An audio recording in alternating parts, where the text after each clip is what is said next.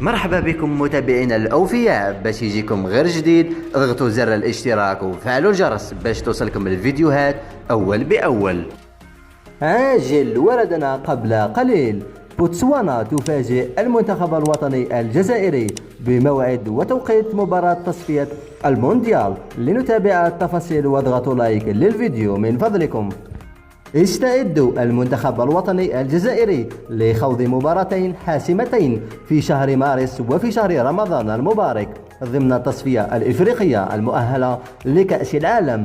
المواجهة الأولى ستكون خارج الديار أمام بوتسوانا، بينما يستقبل الخضر منتخب الموزمبيق على أرضهم في المباراة الثانية.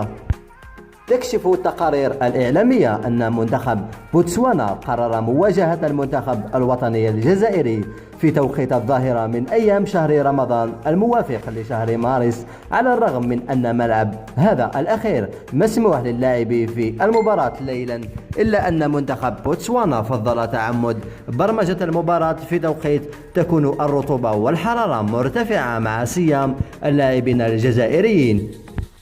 ويعول منتخب بوتسوانا على هذه العوامل للفوز على المنتخب الجزائري في هذه المباراة الرسمية والحاسمة، ونقاطها في جدول الترتيب.